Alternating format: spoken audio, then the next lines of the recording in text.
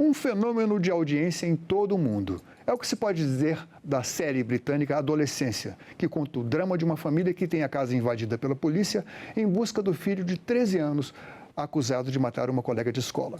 A obra chamou a atenção para a falta de comunicação entre pais, alunos e professores e deixa muitas perguntas, muitos porquês sem resposta. Para conversar sobre esse tema, a Cidadania convidou Sofia Egler, uma brasileira que é educadora e trabalha lá na Inglaterra. Seja bem-vinda, Sofia. Obrigada, Paulo. Sofia, eu queria que você contasse um pouco da sua trajetória, sua formação como educadora e o que você está fazendo agora aí nesse país distante do nosso, mas que foi o pano de fundo para essa narrativa. Bom, eu comecei em educação aí no Brasil, logo depois que eu terminei a minha licenciatura. Eu tenho uma parte também de artes plásticas e quando eu mudei aqui para a Inglaterra, eu vim fazer um mestrado e acabei ficando e comecei a me inserir nessa área educacional. Alguns problemas burocráticos, por exemplo, de reconhecimento de diploma brasileiro com o diploma daqui, mas eu, na verdade, comecei a trabalhar como o que a gente chama de one-to-one, ou, por exemplo, que você fica com um aluno dentro da sala de aula como o suporte principal dele, né? Então, geralmente, eu trabalhava com alunos que tinham dificuldades educacionais ou dificuldades de comportamento. Então, eu fazia mais essa parte de suporte. No momento agora, eu trabalho como o que eles chamam de HLTA, que é High Level Teaching Assistant, ou seja, eu dou algumas aulas, mas eu trabalho no meu caso, em escola primária, então eu trabalho com as crianças de reception, nursery, até o que a gente chama de Year 6, né? Que são crianças que vão fazer 11 anos e depois é o último ano antes delas entrarem para o que a gente chama aqui de Secondary School, que é mais ou menos essa idade que a série está abordando, já por volta dos 13 anos aí. Eu sei, mas no meio que você frequenta aí, a série tem sido bastante comentada. É claro, existe até, em alguns países, até o ministro da Educação está aconselhando que a série seja reproduzida e as pessoas estudem. O que você tem ouvido a respeito da série? A gente, na escola que eu trabalho, por exemplo, a gente conversou muito sobre essa série porque a gente já tem que adaptar nosso currículo, por exemplo, dando uma aula de Internet Safety para os nossos alunos, para dar mais, como se diz, ferramentas para eles e avisar para eles os problemas que o meio digital pode fornecer, principalmente quando eles são crianças que também às vezes não sabem ter um julgamento mais claro dos perigos e das consequências possíveis com essa digitalização, né, toda que a gente tem, que eles têm acesso. E a gente fala também de acesso, por exemplo, o que são jogos apropriados, o que são lugares apropriados para eles entrarem, porque tudo tem uma coisa de idade, mas tem muitos pais que deixam os seus filhos entrarem e usarem jogos e, por exemplo, aplicativos que não são para a idade adequada deles, né? Então tem uma conversa aí que a gente tem que ter entre escola, entre os pais, entre os professores, no que é adequado ou não e o que é benefício, o que seria um benefício para eles usarem a internet ou não, né? E essa coisa do cyberbullying é uma coisa que a gente se preocupa muito, porque é muito difícil ter um controle sobre isso, porque as crianças se escondem, muitos deles já têm os seus próprios dispositivos, então tem pais que são muito ligados nisso e tem outros pais que não, infelizmente. Eu vou fazer uma pergunta que é uma resposta sua pessoal. O brasileiro é considerado o segundo povo, a segunda população que mais fica ligada na internet. Aí eu estou falando de adultos, inclusive, né? O brasileiro passa 9 horas e 32 minutos por semana ligados na internet. Só somos superados pela África do Sul, que eu nem peguei qual dado aqui. Mas você julga que os adultos, eles aí na Inglaterra, eles também deixam muito, são de certa forma tolerantes com as crianças menores com as quais você trabalha, usem os celulares? Tipo assim, vai para um restaurante e liga o celular para entreter a criança. O tempo todo. É o que a gente vê o tempo todo. É uma das discussões que a gente tem também com as crianças, quando a gente pergunta, né, o que vocês fazem depois da escola, quando chegam em casa? E muitos deles falam que vão no computador, falam que vão nos jogos, falam que jogam, ficam jogando videogame. Então, a gente percebe muito essa cultura mesmo da digitalização, de ter várias horas online. Eu fiz uma aula outro dia também que era sobre como que você se prepara para ir para a cama para descansar, né? Então, qual que é a sua rotina de antes de dormir? E a maioria dos alunos, né, antes, assim, janta, toma banho, escova dente e fica no tablet, ou fica no jogo, ou fica numa coisa assim. Então, essa cultura também de ler antes de noite está diminuindo bastante. E aí uma das discussões que a gente tem é essa coisa, né, de você estar tentando dormir, botar seu filho para dormir, mas você deixa ele usar o dispositivo, que na verdade tem essa coisa da luz artificial, que já foi comprovado que engana o seu cérebro a pensar que é dia, né? Então, na verdade, não tem essa coisa da criança acalmar e pegar num sono, né? Ela fica sempre bombardeada de informação e é tudo muito rápido. Então, quando a gente dá aula também, a gente sempre fala, nossa, a gente tem que, às vezes, competir com a rapidez das coisas que eles assistem, das coisas que eles ficam entretidos, né, na internet. Tudo tem que ser muito mais rápido. E a gente não... É difícil a gente competir com isso como professor, né? Parece que você tem que ser um apresentador o tempo todo, mais do que originalmente, eu diria. Agora, essa iniciativa das escolas promoverem encontros de professores e, enfim, do pessoal do corpo docente para encontrar uma saída, uma alternativa para prevenir que as crianças menores, sobretudo, tenham acesso a conteúdos indevidos, você diria que isso é uma reação do poder público, uma reação do governo, do Ministério da Educação, por exemplo? Eu acho que sim, porque... Como eu estava dizendo, a gente já pediram para a gente incluir essas aulas, por exemplo, de quais são os perigos da internet. Então, eles já reconheceram que isso é um problema. A gente faz treinamento, por exemplo, para reconhecer trejeitos de crianças ou de adolescentes de possíveis... como se dizem, aspectos de cyberbullying. Também tem essas coisas deles serem, eu me perdi a palavra, recrutados, né? Porque tem muita coisa também social e política de serem recrutados para, não sei, bombardeio. Tem muita coisa assim também, da gente tomar cuidado com isso, da gente ficar prestando atenção, se tem mudança de comportamento, se tem aluno que está falando... de assuntos, assim, tipo, da linha terrorista também. Então, a gente tem que fazer treinamentos em relação a isso para ficar em alerta, né? Bom, um dos porque é muito complicado. Porque são geralmente as crianças escondem isso, né? Os adolescentes escondem isso. Sim, isso aí é verdade. A criança, agora é natural que a criança, a partir de uma determinada idade, ela comece também a mentir, a tentar enganar. E você mesma mencionou isso anteriormente. E como é que você faz quando você detecta que a criança está mentindo ou que teve acesso a algum conteúdo indevido?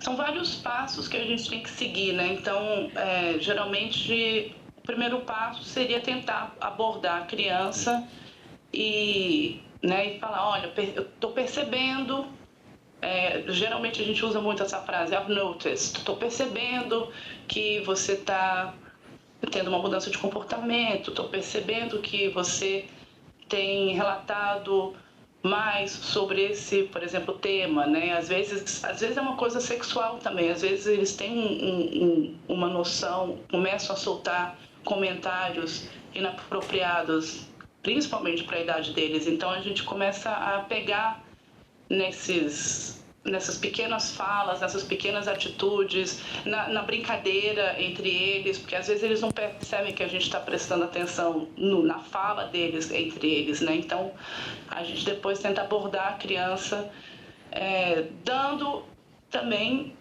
a entender que aquele é um espaço seguro, que é um espaço que, né, se eles estão tendo algum problema, se eles estão, por exemplo, no caso do cyberbullying, se eles estão sofrendo cyberbullying, de abrir para a gente conversar, para a gente poder tentar achar uma solução para isso.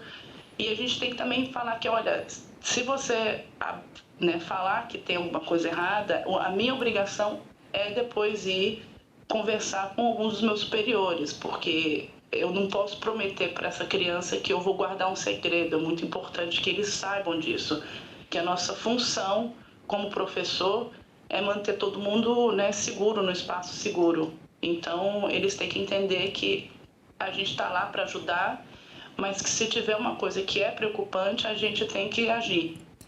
Ô, Sofia, como é que funciona, aqui no Brasil, por exemplo, os pais às vezes não têm, assim, não gostam de receber um chamado da escola para que seus filhos, para que eles sejam chamados a atenção por alguma coisa que não está indo bem, né? Como é que funciona isso? Às vezes até resulta em agressão aos professores, uma negativa mais forte. Isso acontece aí também? Sim, acontece. Não diria o tempo todo, mas eu já trabalhei em vários locais que os pais podem ser agressivos. Tem muitos pais que são, né, acho que eles entendem que o fato da criança estar tendo algum problema seja diretamente uma culpa deles. E, na verdade, o nosso projeto como escola é trabalhar junto com os pais. É mais eficiente se a gente tiver essa troca de mútua entre os pais e os professores, para a gente, na verdade, o foco é ajudar as crianças, é que eles estejam desenvolvendo bem academicamente, bem socialmente. Então, quando você tem pais que estão on board, né, de ter essa conversa com você, de buscar soluções com a escola, os resultados são mais positivos. Mas tem áreas que eu trabalhei que a gente tentava conversar com pais e marcar reuniões e você era recebido com xingamento, com um vocabulário, né, super inadequado, indecente, principalmente numa área de escola. Aí você começa a perceber, nossa, se esse é o vocabulário que eles estão usando com a gente, imagina o vocabulário que eles estão usando em casa. Então, depende da família, depende das áreas.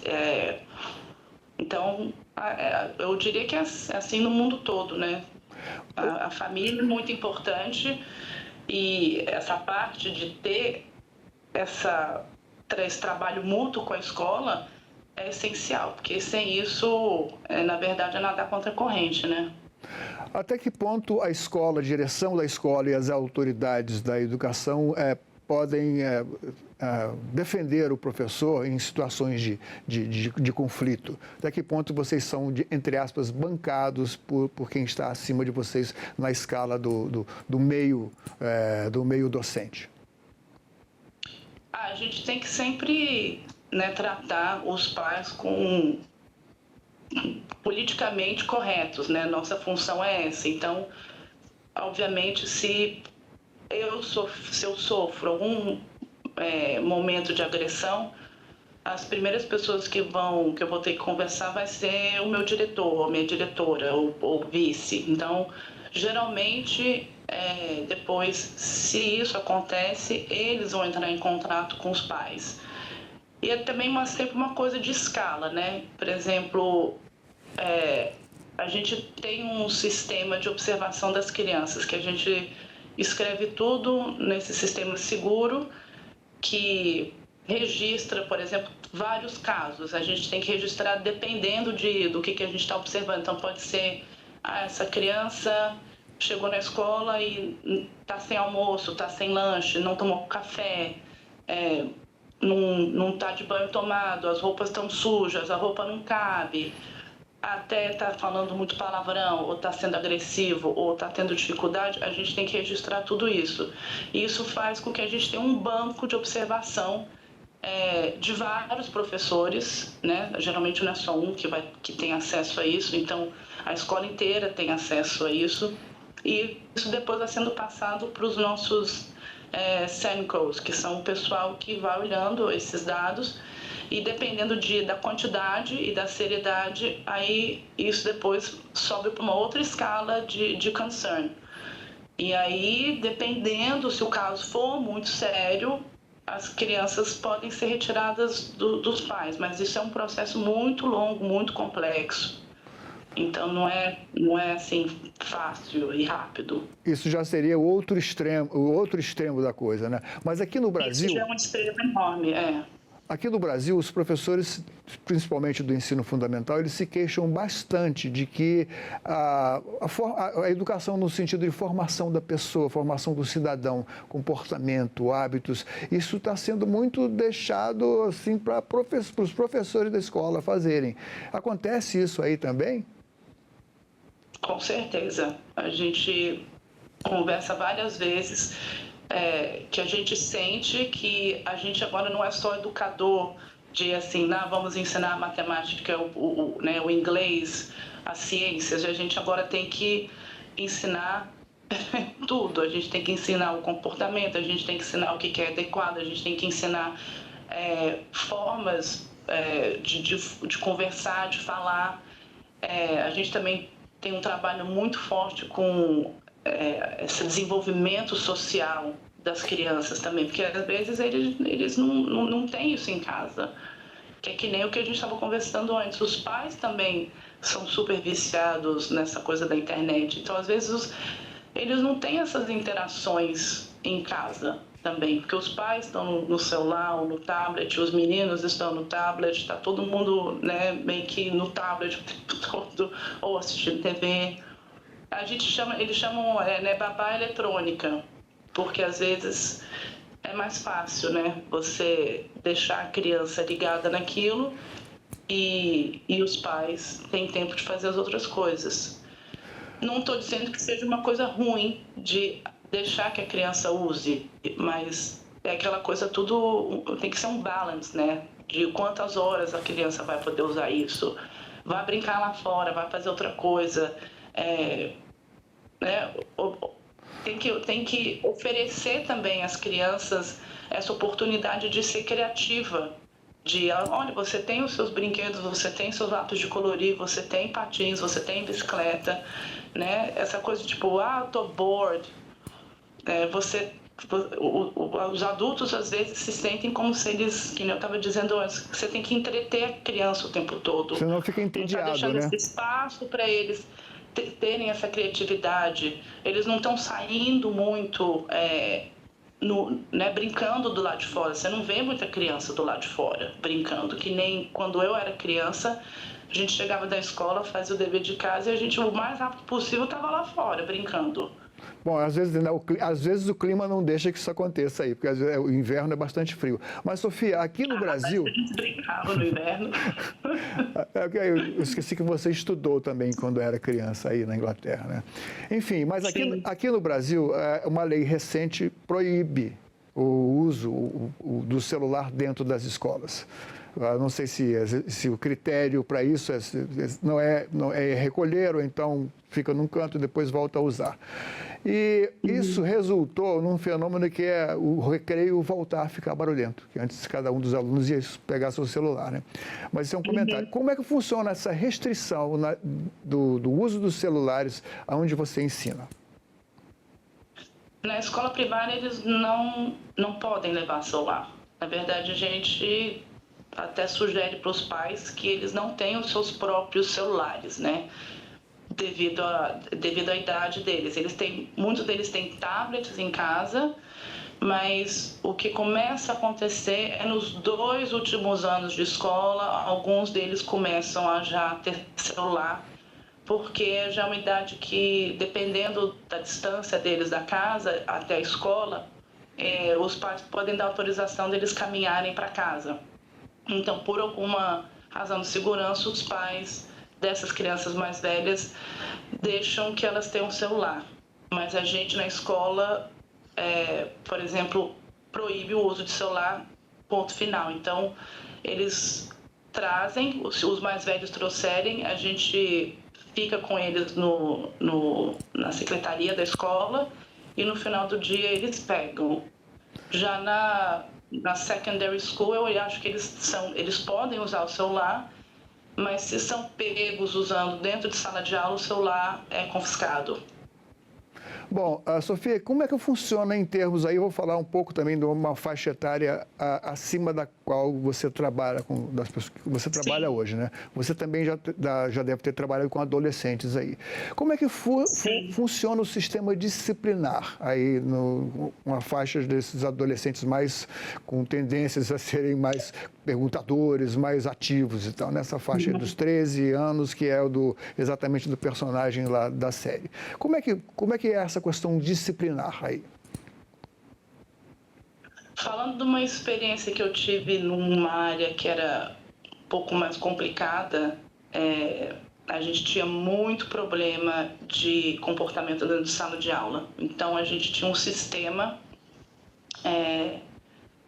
você tem um sistema de relembrar eles, né? Então, você dá a primeira advertência, a segunda, e se chega na terceira, a gente tinha um sistema no nosso laptop pessoal que você escrevia. Então, por exemplo, preciso de suporte na sala 347. E aí vinham geralmente 2,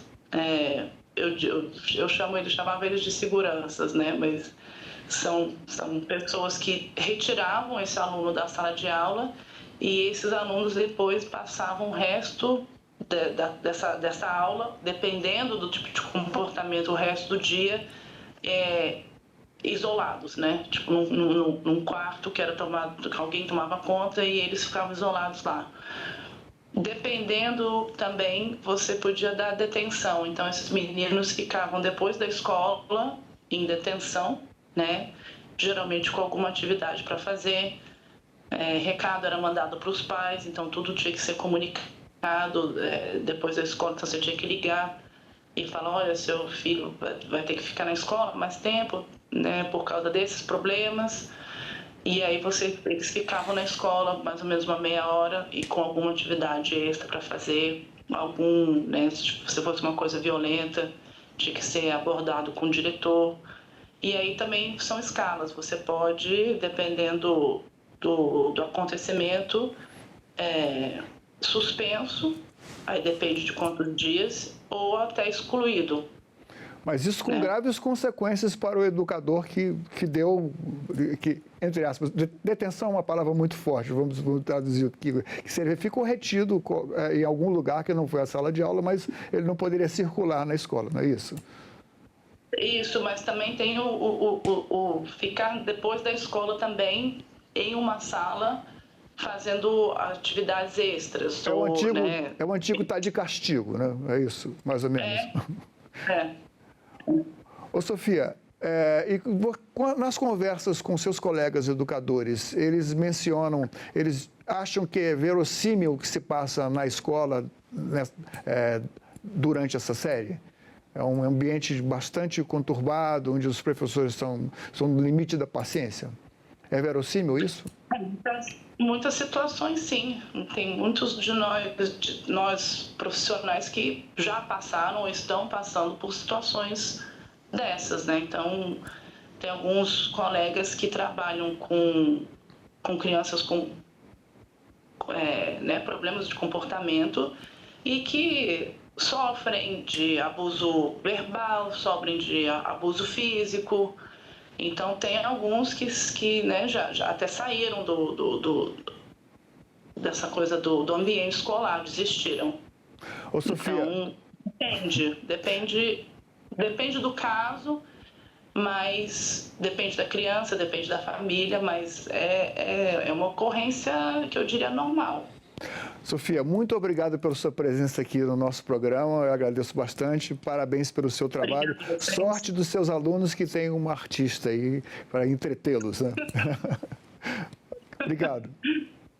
Gente, eu gosto de fazer o que eu faço, mas às vezes a gente tem que tomar take a deep breath, porque as horas são longas e às vezes a gente fica muito preocupado com as possibilidades, né, de futuro, assim, em relação ao que as crianças estão entretidas e envolvidas hoje em dia. Então, nosso trabalho é meio que ajudar a desviar desses casos o máximo que a gente pode. Muito obrigado mais uma vez. Esta entrevista e todos os nossos outros programas estão disponíveis para você rever ou compartilhar no nosso site senado.leg.br/TV ou então pelo nosso canal no YouTube. Inscreva-se lá e marque o sininho para receber notificações. Obrigado pela companhia e até o próximo Cidadania.